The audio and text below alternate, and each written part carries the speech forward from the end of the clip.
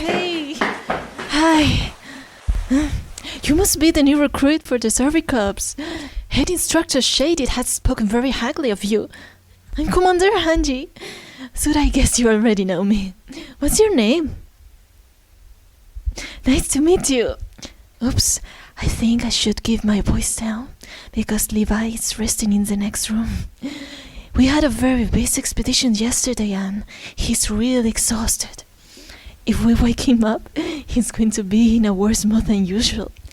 Well, as there's no one else available at the moment, I'll be the one who will explain a few things to you about how this works. In the military training, I imagine they have told you about the basics, but I'm sure they haven't told you how interesting the Titans are. Have they?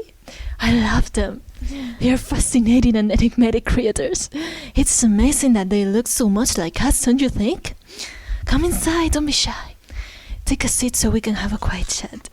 Would you like some tea? Green tea? Of course, we have some. It's the captain's favorite. I hope he doesn't mind if we have a couple of cups.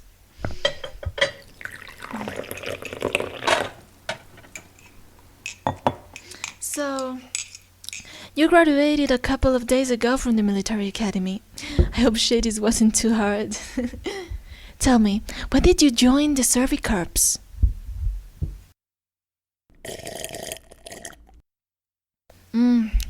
I understand. You want to know what's outside the walls. You remind me of someone. The truth is that in all these years we haven't made much progress in exploring the area. The Titans are always in the way and we are less and less soldiers. People don't join us because they don't want to die, which is logical.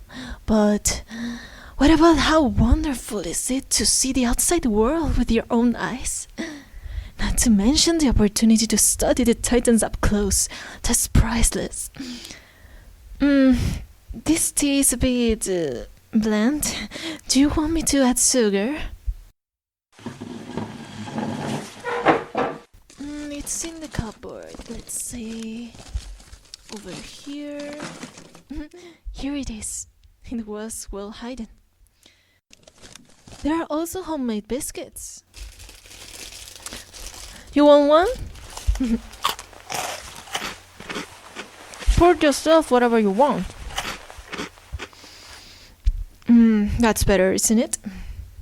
Well, as I was saying, we're going to review yesterday's mission so you can learn how the squadron works. These biscuits are delicious.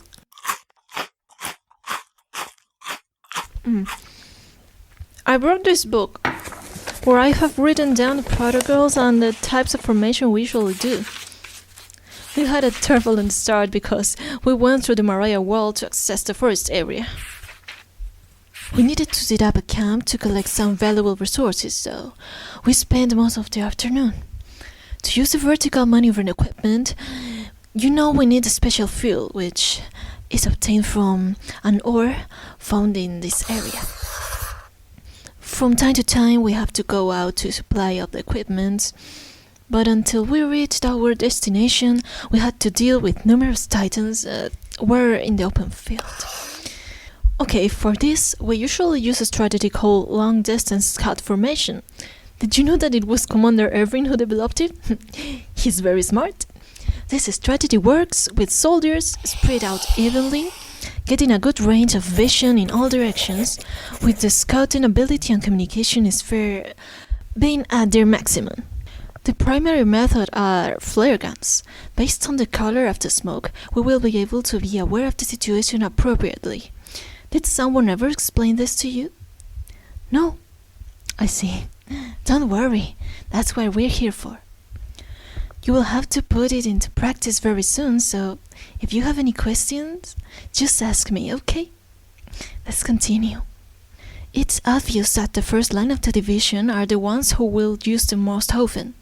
In case a Titan is spotted, the first division will have to fire a red flare. The neighboring units will confirm the color of the smoke and follow them until they reach the center. When that happens, they will fire a green flare, indicating the direction in which they will advance. Is everything okay? Or am I going too fast? I see, you're fine. Just one more thing. When the abnormal titans appear, a black flare must be fired. These titans appear to be able to break the formation by ignoring the surrounding soldiers and attack the center. The formation center is where all the supplies are kept, like weapons, food, and other tools. The result of this formation can reduce the member deaths by up to 30%. Isn't that cool? Someone will probably explain it to you again before your first expedition, so don't get nervous about all this information. There is always a short refresher class to make sure everyone knows what to do. Hey, if you take a look at these drawings, you will understand better.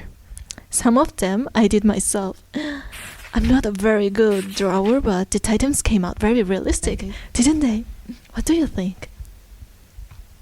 Did I try too hard? Maybe I did.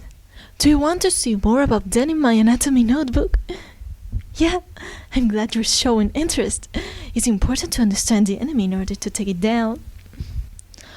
I guess you already know that Titans don't have reproductive organs, which makes their existence even more mysterious. How can they be born? Do you think they don't get older and don't need to reproduce? Interesting. I'll write it down in this corner.